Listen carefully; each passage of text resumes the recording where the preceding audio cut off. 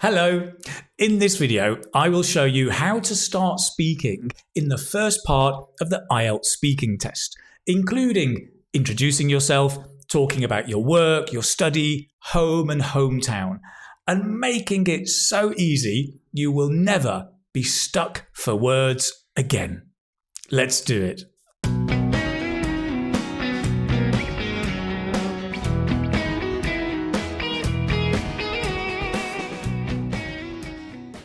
Hello, it's Keith from Keith Speaking Academy, and also this channel, well, English Speaking Success. Now, many students get nervous, right, at the start of the IELTS speaking test, and sometimes they just block. They can't speak. Or as we say in English, did the cat get your tongue? Which is what we'd say to somebody who can't speak, can't find the words. So to help you, let me explain exactly what happens at the start of the IELTS speaking test, and I'm going to give you some simple phrases you can use to make sure everything goes smoothly. Also, later in this video, I'm going to share a brand new resource which has come out. It's for all students preparing all parts of IELTS, and it's called IELTS Prepare by IDP. It's an IELTS vodcast, which means it's a podcast you can listen to, but there's video you can watch. And it's created by the trusted IELTS partners IDP. And it's basically a comprehensive guide on how to effectively prepare for your IELTS test. I think it's awesome. I'm going to tell you more about it later, but for now, let's begin with part one of that speaking test. So let's have a look at what happens at the beginning of the IELTS speaking test, right? At the start, you enter the test centre. You have to leave your phone outside. You're asked to sit and wait outside the test room. So you sit and you wait. And maybe you're hot and nervous. Suddenly, the examiner opens the door and you desperately look around for some clues on what to do, right? I mean, should I say something? Should I wait? Should I stand? Should I shake hands? Should I smile? You don't know. And maybe you blush. You go red, right? And then the examiner says, come in. You go in, you sit down, the examiner starts talking and you're not really listening. You're kind of looking around and then the examiner stops and you realize it's your turn to speak. But the cat has got your tongue.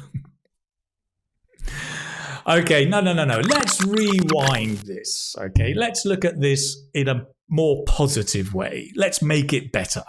So you sit outside the exam room, the interview room, right? You breathe and you say to yourself, I'm going to enjoy this. I'm going to enjoy this. And you wait. The examiner will open the door and will call you, and you stand and smile. And you can just say, hi, or hello, or even nice to meet you. Short and simple, right? And then the examiner will invite you into the room, tell you where to sit, and you sit down. And maybe say, thank you. Always nice to be polite, right? And then just stay focused, take a deep breath, and stay focused on the examiner. They will have a clock probably and a recording device. They're going to record the interview. And then they're going to ask you for your ID. So make sure you have your ID, whether it's an identity card or a passport, have that ready. Okay. And then they will ask for your full name. You give it. And they might say, and what can I call you? And just say, you can call me Keith. Don't say Keith. I'm Keith. Use your name, right? And then that's it. And then the examiner is going to choose a topic. Probably either work, study, your home or your hometown. And just ask one or two questions. And this is just the warm-up, okay? Let's have a look at what some of those questions might be. So you might be asked, do you work or study? And here you can just be direct and say which it is, work or study. what you do, maybe where, and possibly how long. Okay, so you might say, well, I'm a blank. I work as a blank. I'm a teacher. Just notice that I am is I'm a. I'm a teacher. I work as a, can you say that? I work as a nurse. Great. Then the place, you could say, I work in a blank not far from where I live. I work in a school not far from where I live. I work in a hospital not far from where I live. You could also say, I work in one of the main blanks in my hometown. I work in one of the main schools in my hometown. I work in one of the main hospitals in my hometown. Notice the S, schools, hospitals, because it's one of their main hospitals. Finally, you could mention how long. I've been doing this for blank. I've been doing this for 2 years. I've been doing this. Can you say? I've been doing this for 2 years.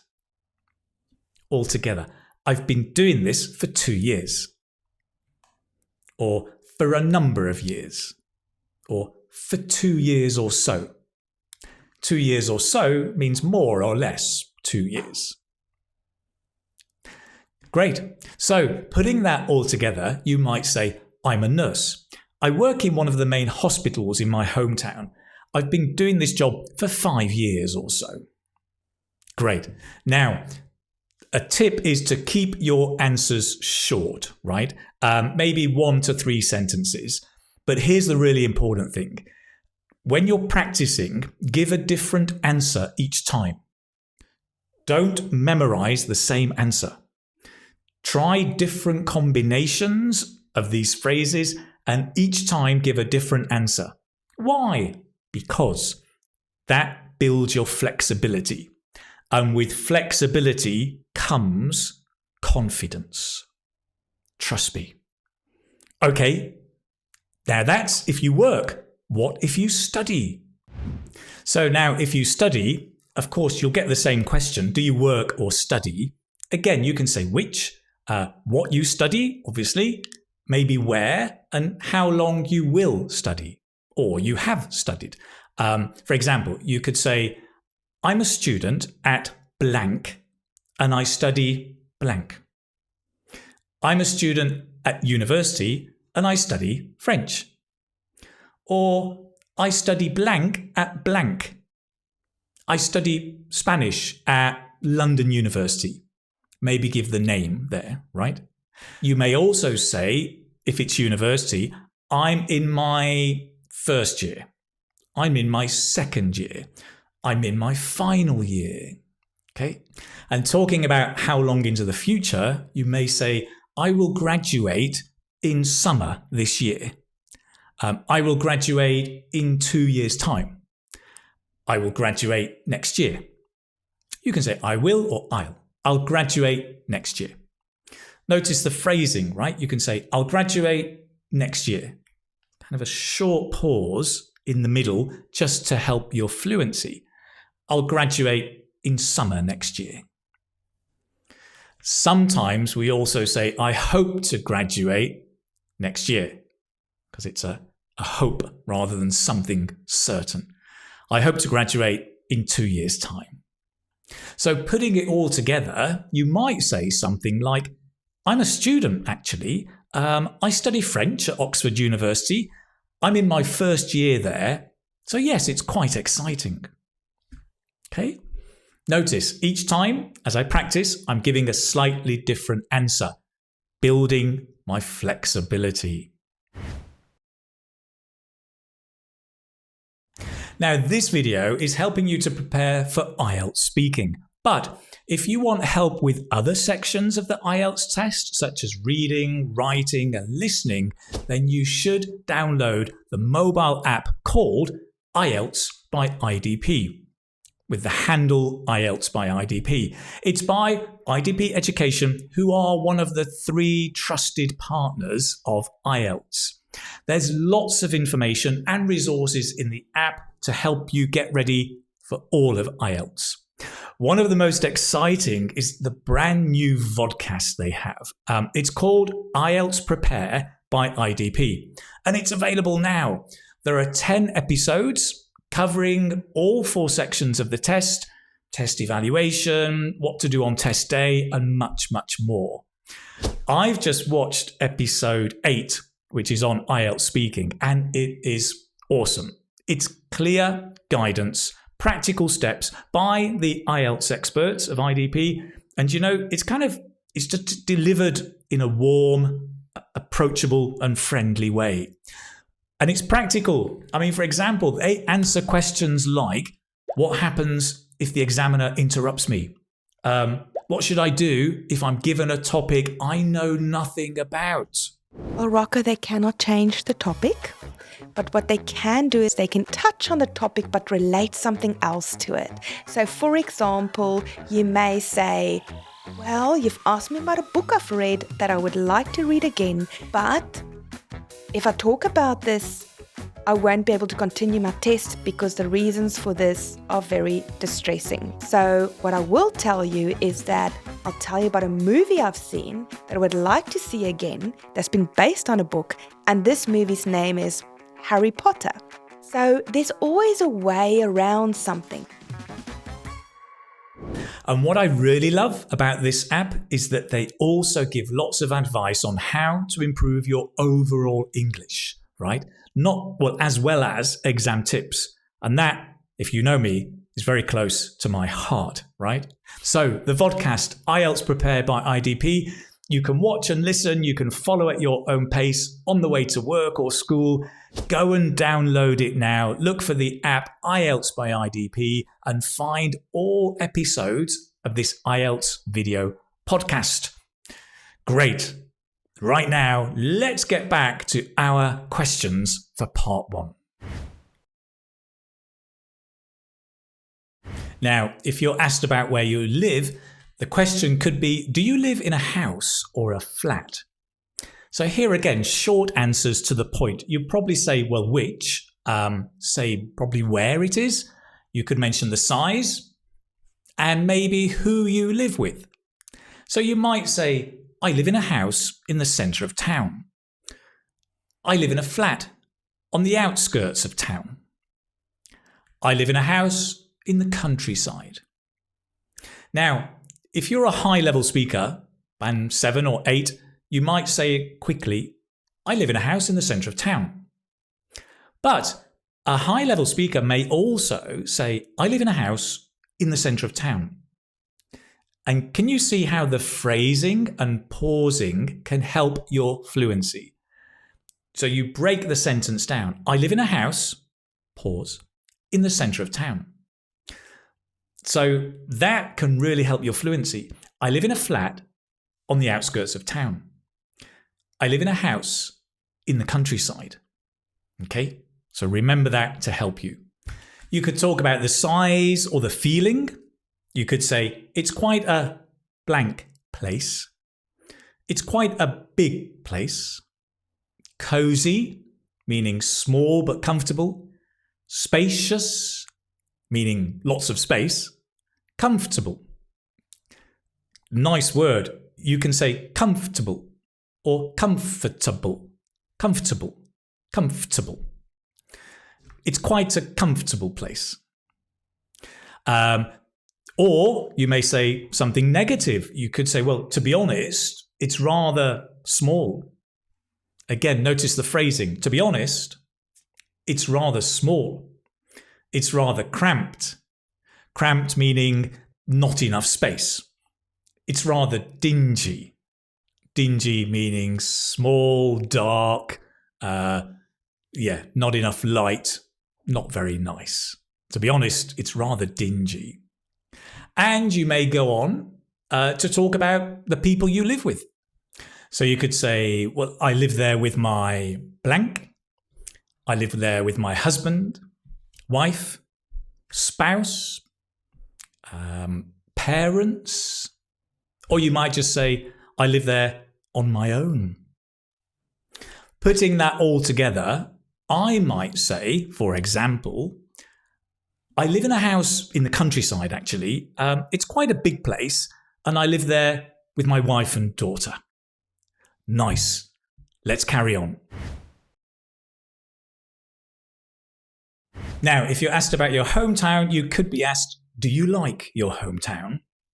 And you could say yes or no, and probably why. Okay. Some simple phrases, keep it simple. Yes, I love it. Yes, very much so. For sure, it's great. Possible reasons. It's full of blank. It's full of history. It's full of amazing architecture. Amazing architecture. What a fantastic word. Architecture. Notice the stress. Amazing architecture. Lovely. It's full of amazing architecture. Architecture, of course, is the style or the way that a building is designed. It's full of amazing architecture. It's full of ketchup. It's full of amazing architecture. It's full of wonderful shops. Okay. Other phrases you could also say, well, I would say it's a blank city, and use different adjectives, right? Let's practice together. If I give you an adjective and you say, I would say it's a blank city. Exciting. Yeah, I would say it's an exciting city. Vibrant. Yeah, I would say it's a vibrant city. Really interesting. Yeah, I would say it's a really interesting city. Great. You may also say it's a great place to blank. It's a great place to shop. The to becomes t because we're stressing the noun. It's a great place to shop. It's a great place to eat out. To eat out. It's a great place to visit.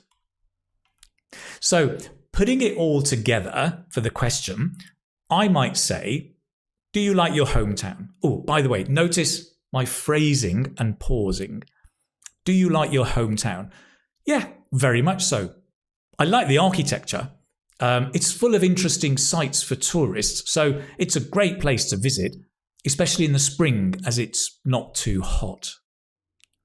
Great. And remember, it's really important not to memorize your answers. Practice using different chunks, changing them around, spicing it up.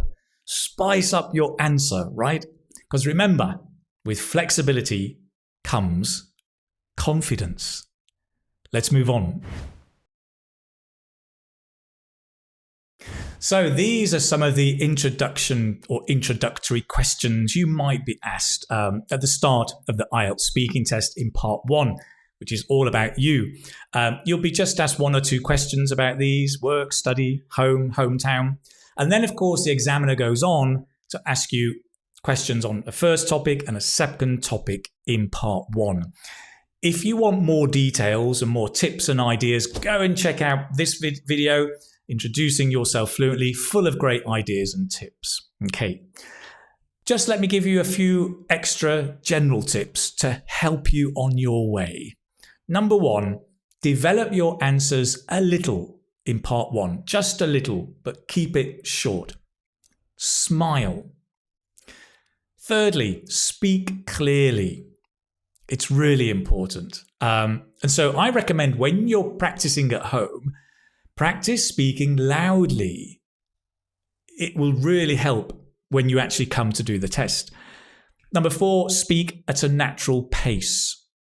And again, when you're at home and practicing, the thing to do is sometimes practice speaking slowly. And I mean really slowly, because when you speak slowly, it's going to help you control the accuracy, the pronunciation, the phrasing and pausing. It really is a test of your control. And then later, you can speak more quickly. So when you're practicing, sometimes speak slowly. So remember, if you want to practice these phrases from today, go and have a look at the PDF. There's a link down below. You can click on that, get the PDF for free, and then you can review and practice maybe with the video again, so you can get the pronunciation. But more important, remember that app and the vodcast I told you about. Go and check out that free resource. It's the vodcast IELTS Prepare by IDP. You can get it through the IDP app. That's IELTS by IDP. Go and download the app. There's a link below, and you can watch all of the episodes. You can also watch it and listen to it on YouTube or on Spotify. They're released one by one, but if you want them all together, I recommend the app, IELTS by IDP. You can get everything there. I think you're going to love it. No, I know you're going to love it. And it's by the IELTS partners, IDP Education, and it's free. What have you got to lose? There's a link down below. Go and check it out. You're really going to like it. Great. If any of you are taking your test in the coming weeks, I wish you lots of luck. And for everybody, I look forward to seeing you in the next video. Remember to subscribe as well to the channel, and I'll see you very, very soon. Thank you for spending this time with me. Take care, my friend. Bye-bye.